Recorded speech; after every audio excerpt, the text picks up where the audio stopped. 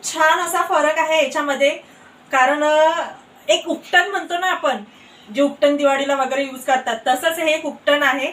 आणि जेव्हा आपण चेहऱ्याला लावतो तेव्हा डोळ्यात वगैरे जात नाही. आणि हे लहान लेकरं 5 वर्षाच्या वरती ते पण यूज करू शकता. तर मंडळी, कसे आहात? नक्कीच मजेत असणार आहात. सो रात्रीचे वाजले आहेत 10:30. माझे सर्व कामं अडपलेले आहेत.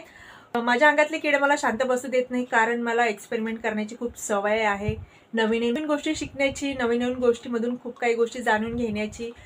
सो खूप दिवसापासून विचार सुरू होता की मी एक होम रेमेडी आहे जी ॲज अ फेस पॅक म्हणून ट्राय करते, त्याला स्क्रब म्हणून ट्राय करते. सो आता विचार केला त्याच होम रेमेडीचं साबण तयार करायचं. सो चला मग करूया साबण. आणि ते होम रेमेडी काय आहे तेही मी तुम्हाला दाखवते. चला किचनमध्ये. सो मंडळी, माझे एक होम रेमेडी आहे. मी खरंच सांगते, मी कुठलाही मार्केटमधला स्क्रब विकत आणत नाही, किंवा जे क्रीम असतात स्क्रबचे वगैरे असं कुठलंही मी यूज करत नाही. जेव्हापासून मला कळते तेव्हापासून मी घरच्या होम रेमेडीज वापरून चेहऱ्याची काळजी घेते. कारण तुम्हाला रेमेडी दाखवते माझी मी काय केलेली आहे. सही बघा.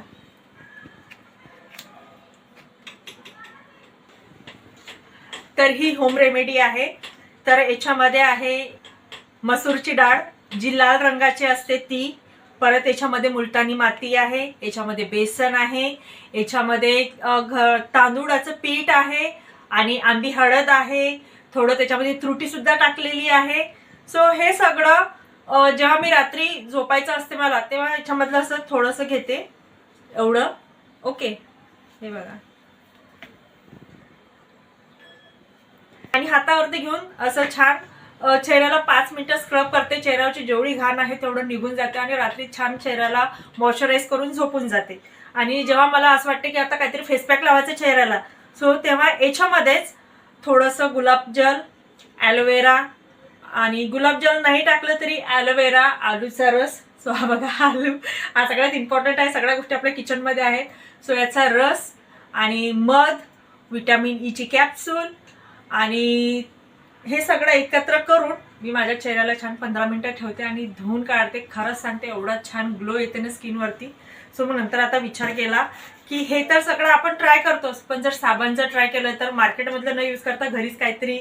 तर मी सर्च केलं, तर एक्झॅक्टली साबण कशाने बनते ते मला माहिती नव्हतं. त्याचं मी थोडं यूट्यूबवरती बघितलं, खूप सगळं व्हिडिओ बघितले. सगळ्यांनी तोच बेस वापरलेला आहे, कोणी स्वतः होममेड बेस तयार करतो. ऑनलाईन हे बघा, हा मागवलेला आहे, मिशोवरून मागवलेला आहे. हा मला 150 रुपयाचा मी परचेस केला याला. आणि हा सोप बेस आहे. हा 500 ग्राम आहे यांची क्वांटिटी, कारण सध्या मी आता याच्यामधला अर्धा घेणार आहे, म्हणजे 250 ग्राम. माझा पहिलाच प्रोडक्ट, म्हणजे असं म्हणा की पहिलाच आता मी एक्सपेरिमेंट करणार आहे साबणाचा. बघूया काय होते. आणि याच्यामध्ये वेगवेगळे फ्लेवर्स काय म्हणू शकतो आपण असं आहे. म्हणजे मी ग्लिसरीनचा केला, कोकोनटचा आहे, निंबाचा आहे, खूप काही काही आहेत. पण मी सुरुवातीला ग्लिसरीनचा घेतला, ट्रान्सपरंट असं म्हटलं तरी चालेल. आणि म्हटलं चला बघूया काय होते, घरी तयार करून बघू सोप आपण पण. तर आणि बाकीच्या, आणि हो त्याच्यासोबत हे सिलिकॉनचे सुद्धा मला हे भेटलं याच्यासोबत फ्री, 7 याच्यामध्ये सोप बनवतात. आणि हो, आता मी काय तयारी करून ठेवलेली आहे सो तेही दाखवते तुम्हाला. ठीक आहे. तांदूळ आणि मसुरीच्या डाळीचं मिक्स पीठ आहे हे. ओके, फाईन आहे, एकदम फाईन आहे.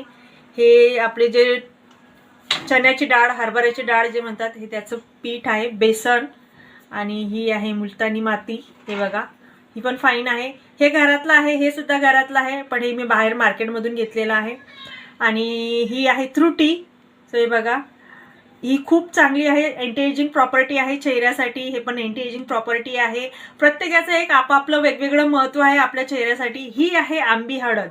ही स्पेशली चेहऱ्यासाठी वापरतात, फेस प्रोडक्ट जे यूज करतात त्याच्यामध्ये वापरतात. हा आहे आलू. हा स्किन टाईटनेससाठी खूप उपयोगी आहे. आणि तांदूळ, मुठभर तांदूळ घेतले, आणि मुठभर डाळ घेतली, आणि आपण लाल डाळ जी म्हणतो किंवा मसुरीची डाळ, तिला मी धुवून ठेवलं आणि 2 दिवस उन्हात वाळत टाकली छान. आणि त्याचं फाईन पेस्ट बनवलं मी घरीच मिक्सरमध्ये. आणि हे बेसन पीठ तर आपण विकत आणतो, काही लोक घरी बनवतात. आलू तर आपण घरी ऑलरेडी खाण्यासाठी आणतो. हा नॉर्मली चेहऱ्याला लावला तरी चालतो. सो याचा मी आता रस काढणार आहे. हे आहे गुलाबजल, हा आहे ॲलोवेरा. हे बघा, सो फ्रेश असला तरी चालेल, माझ्याकडे फ्रेश नव्हता. हे आहे म्हणून मी याचा वापर करणार आहे. हे आहे मध. ओके, हे आहे पॅराशूट ऑइल. ओके, आणि ही आहे विटॅमिन ई. तर ह्या आहेत 2 कॅप्सूल्स. सो टोटल हे सगळं असं आहे. हे बघा, हे झाले आता सुखे आणि हे झाले सगळे ओले इंग्रेडियंट्स असं म्हटलं तरी चालेल. आणि सोबत आता मी याच्यातला अर्धा घेते आणि याचा रस मी सगळ्यात लास्ट काढणार, कारण याचा रस जर मी आता काढून ठेवला तर नंतर हा लाल पडतो. तेव्हा आधी मी याला कापून घेते. इथं पाणी बघा, डबल बॉईल मेथड असं म्हणतात याला. हे बघा, एका पातेला म्हणजे कढईमध्ये पाणी घेतलं, त्याच्या स्टँड ठेवला आणि स्टीलच्या भांड्यामध्ये, मोस्टली स्टीलच्या भांड्यामध्ये करत असतात. सो स्टीलचं भांडं पण हे मी इथं ठेवलेलं आहे. अजून गॅस सुरू केलेला नाहीये. हा घेतला मी 250 ग्रॅम, अर्धा घेतला, अर्धा ठेवून दिलेला आहे. आता याच्या करते मी छोटे छोटे पीसेस. तर मंडळी, मी पण खूप उत्सुक आहे हे साबण सक्सेस होणार आहे की नाही, हा एक्सपेरिमेंट सक्सेस होणार की नाही हे बघण्यासाठी. आणि तुम्हाला जर बघायचं असेल तर तुम्हाला बघावं लागणार आहे पूर्ण ब्लॉग. सो बघत राहा की आता हे काय होणार आहे, यशस्वी होणार आहे की नाही, साबण तयार होणार आहे की नाही. चला हे बघा, मी आता लास्ट मुवमेंट आहे माझी. गॅस ऑलरेडी मी सुरू केलेला आहे आणि त्याचं पाणी तापत आहे ते, आणि क्यूब पण करून झालेलं आहे बेस सोपचे. आणि हे बघा, आता मी याला किस करून घेते, कारण याचा रस काढायचा आहे. मिक्सरमधूनही काढू शकता तुम्ही, मला मिक्सरमधून नाही काढलं मी. सो हे बघा, रस झाला काढून आणि पाणी छान तापलं आहे. एक बाउल घेतला मी, हा बघा, आणि आता त्या बाउलमध्ये हे आता टाकते सर्व. हे बघा, मुलतानी माती आहे, बेसन पीठ,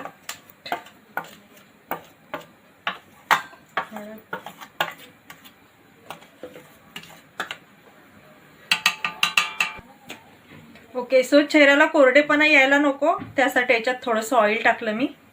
तसं तर ग्लिसरीन आहेच याच्यामध्ये, कारण बेस हा ग्लिसरीनचाच आहे. आणि हे गुलाबजल, कारण हा मला कोरडा टाकायचा नाही याच्यामध्ये.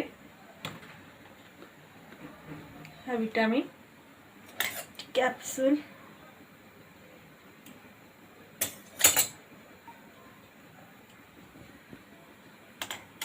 अंदाजेच घेते, जास्त म्हणजे 1 चम्मच. आणि मध. फायनली हे बघा, स्टार्च बसला याचा खाली. आता मी या साईडनेच फिरवते याला, कारण आता हा लाल झाला असता, सो म्हणून मी आता याला त्याच्यामध्ये गाठा पडायला नको, सो म्हणून त्याआधी मी हे तयार करून घेतलं. नाहीतर जर मी सहज पावडर म्हणून त्याच्यामध्ये सर्व जर कोरडे टाकून दिलं असतं इंग्रेडियंट्स, तर त्याच्यामध्ये गाठी तयार झाल्या असत्या आणि मला त्या गाठी तयार व्हायला नको. सो आता हे बघा, मी याच्यामध्ये ठेवून देते. हे बघा, मेल्ट होत आहे.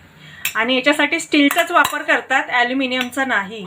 स्टील बघा किती छान मेल्ट होत चाललेला आहे. फायनली आता हे मेल्ट झालं आहे. आता मी टाकते याच्यामध्ये सर्व.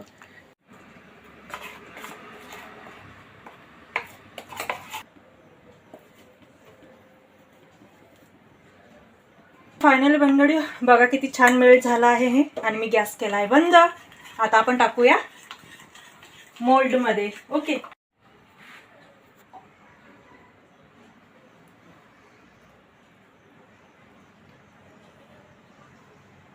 हे बघा, मी आता घेतलंय ठेवर, टाकायला सुरुवात केलेली आहे. बघू एका मोल्डमध्ये किती बसत आहेत.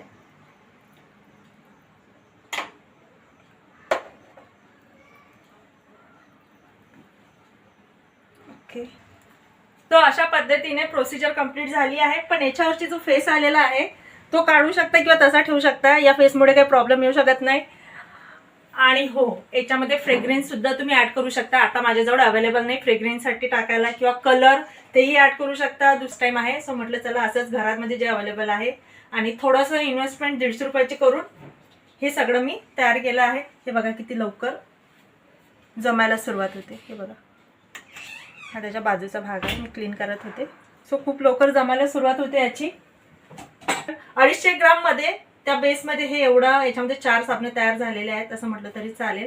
सो आता मी याला समथिंग 3 तास असंच ठेवते. त्याच्यानंतर मोल्ड बदून बघू साबण तयार होतात की नाही. ओके. फायनली मंडळी साबणे झालेले आहे सेट.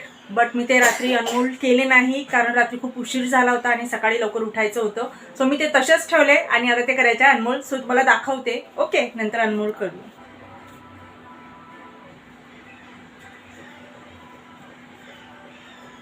सो हे बघा, आता मी यांना करते अनमोल्ड. लुक ॲट दिस मंडळी, किती छान हार्ट शेप आलेला आहे. हे बघा. सो आपण अजून 2 करूया. मंडळी, साबण बनवताना एक गोष्ट लक्षात आली की बाहेर मार्केटमधून आणलेल्या साबणांपेक्षा होममेड बनवलेले साबण खरंच सांगते खूप लाभकारक आहे, गुणकारक आहे. फायनली मंडळी सगळे अनमोल केलेले आहेत. तुम्हाला काढताना मी 3च दिसले, कारण एक पहाटे काढलं. इकडे साबणांना म्हटलं तुम्ही ट्राय करा आणि मला सांगा तुमचा एक्सपिरियन्स साबण यूज केल्यानंतर, कारण जे आपण मार्केटमधून साबण आणतो ते आणि हे साबण याच्यामध्ये काय फरक आहे ते. सो इंगळे साहेबांनी ट्राय केलं आणि मीही ट्राय केलं. खूप छान असा फरक आहे याच्यामध्ये, कारण एक उपटन म्हणतो ना आपण, जे उपटन दिवाळीला वगैरे यूज करतात तसंच हे एक उपटन आहे. आणि जेव्हा आपण चेहऱ्याला लावतो तेव्हा डोळ्यात वगैरे जात नाही. आणि हे लहान लेकरं 5 वर्षाच्या वरती ते पण यूज करू शकता. हार्मफुल नाही, काहीच नाही.